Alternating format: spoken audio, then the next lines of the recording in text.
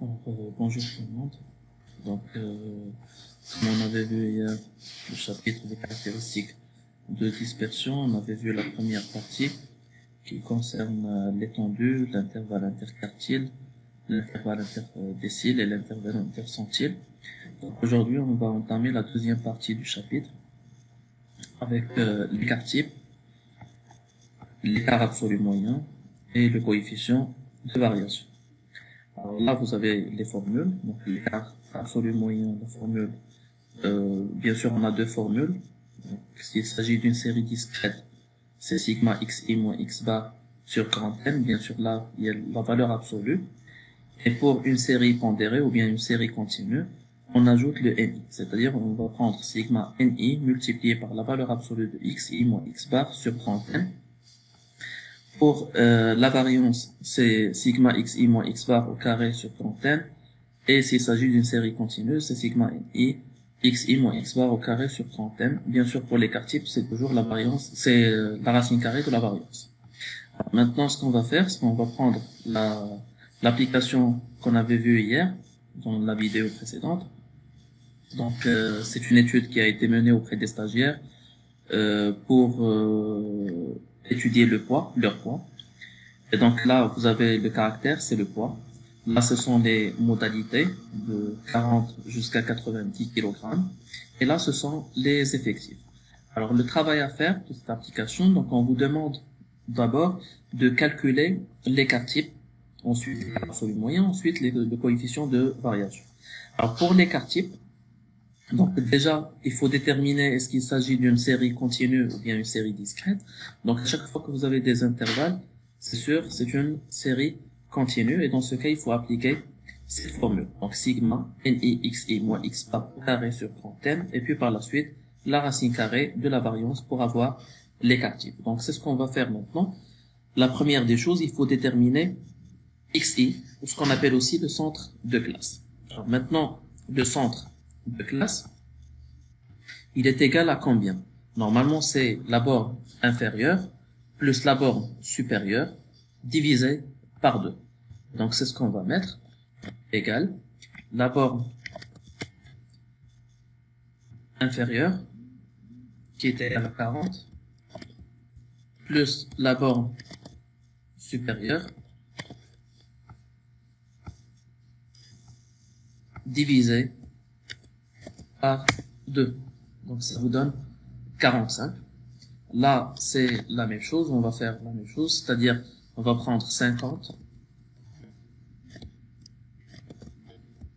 plus 60 divisé par 2, donc ça donne 55. La même chose ici, 62,5.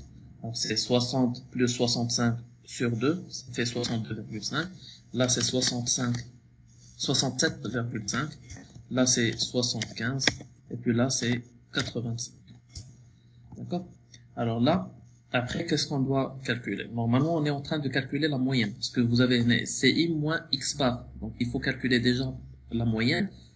Déjà, on avait vu la moyenne dans une autre vidéo, et elle est égale à sigma ni xi sur antenne.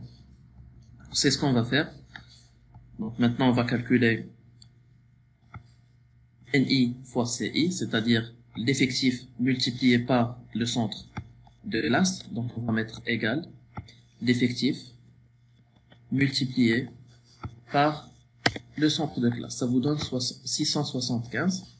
De la même manière, on va calculer les autres lignes et ça nous donne 3850, 1875, 2025, 3000 et 1265. Pour le total, il suffit de mettre somme et par la suite sélectionner tous ces éléments. Donc là, on est en train de calculer la somme CI, ça nous donne 12700. Alors maintenant, pour calculer x bar, elle est égale à 12700 divisé par grand N qui est égal à 200. Alors ça nous fait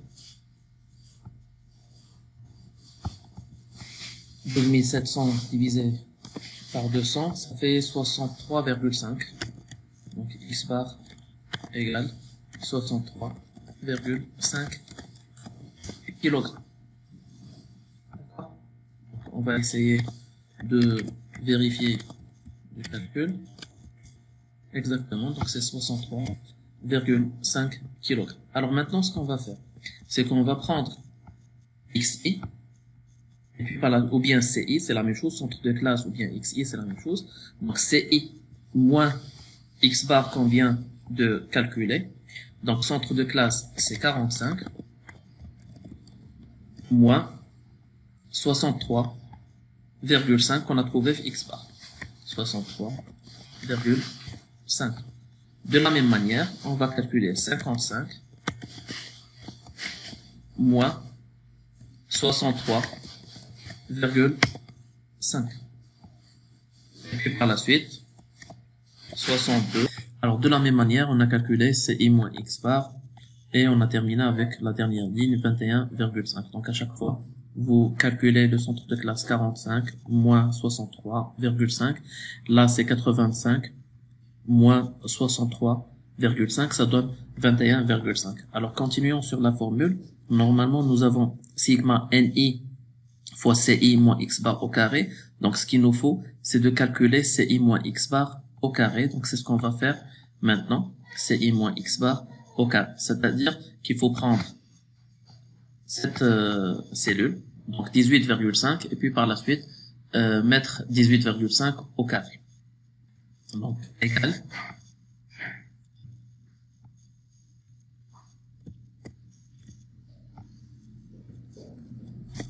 Donc ça donne 342,25.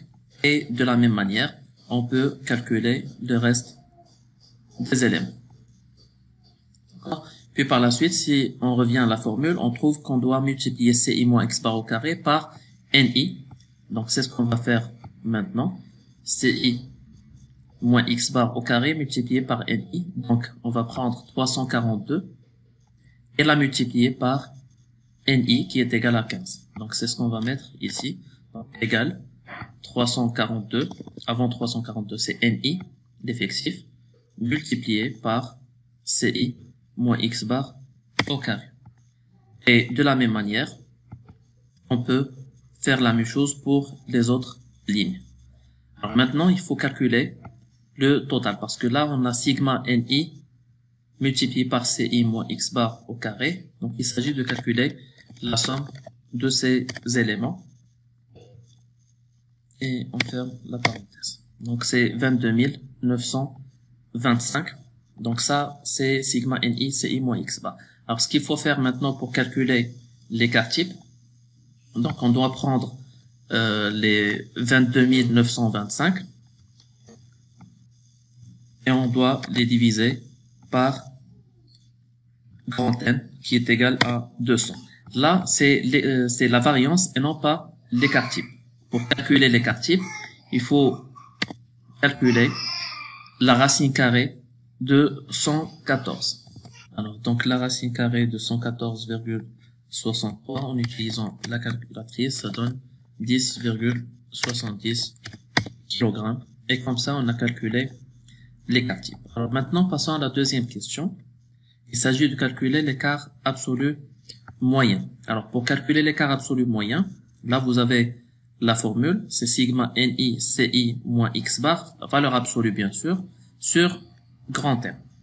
Alors, CI moins X bar, on l'a déjà calculé tout à l'heure. Donc, il suffit de mettre la valeur absolue. Donc, là, c'est 18,5. Là, c'est 8,5. C'est-à-dire qu'on prend ces éléments et on les met au positif. Là, c'est 1, 4, 11,5 et 21,5. Alors maintenant, il s'agit de calculer sigma NI multiplié par la valeur absolue de CI moins X bar. Dans ce cas, on va prendre les 18,5 et on va les multiplier par NI.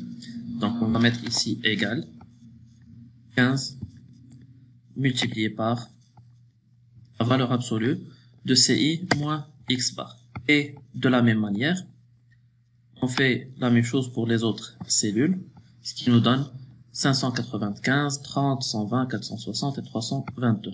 Et maintenant, qu'est-ce qu'il faut faire? Il suffit de calculer la somme de ces éléments. Et on ferme la parenthèse pour avoir 1805. Alors maintenant, pour l'écart absolu moyen, qu'est-ce qu'il faut faire pour le calculer? Il suffit de prendre les 1805 et les diviser par grand M. Et dans ce cas, ça donne 9,025 kg aussi.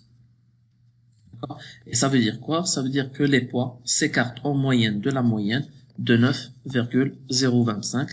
Et bien, sachez que l'interprétation, elle reste la même, que ce soit pour l'écart type ou l'écart absolu moyen. C'est-à-dire que pour l'écart type, l'interprétation, ce sera les poids s'écartent en moyenne de la moyenne de 10,7 kg. D'accord? Alors maintenant, on va passer au calcul du coefficient de variation. Alors pour le calcul du coefficient de variation, c'est l'écart type qu'on a déjà calculé divisé par la moyenne. D'accord?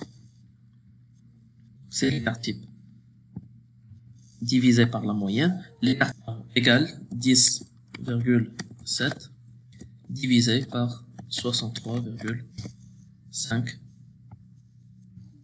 Ce qui fait, c'est 0,1685. Donc c'est un chiffre qui est inférieur à 0,5. Et dans ce cas, on peut dire que la dispersion ou la série statistique est faiblement dispersée. Alors, si jamais on a eu un résultat qui est égal, par exemple, à 0,7, et dans ce cas, ça sera supérieur à 0,5, on peut dire que la série est fortement dispersée, c'est-à-dire que les variables sont très loin de la valeur centrale qui est la moyenne. Maintenant, cet exercice, on a 0,16, ça veut dire que la série est faiblement dispersée. En d'autres termes, les variables sont très proches de la moyenne. Donc voilà, on a fait le tour des trois éléments, l'écart type, l'écart absolu moyen et le coefficient de variation. Et donc, ce sont les éléments qu'on a traités dans ce chapitre. Donc pour récapituler, les caractéristiques de dispersion, vous avez l'étendue, l'intervalle interquartile, interdécile, intercentile que vous pouvez voir sur cette chaîne. Donc essayez de voir les autres vidéos, vous pouvez voir l'étendue, les intervalles interquartile, interdécile et intercentile. Et là, dans cette vidéo, vous avez la deuxième partie du chapitre, à savoir l'écart type, l'écart absolu moyen et le coefficient de variation. Voilà, et ça sera tout.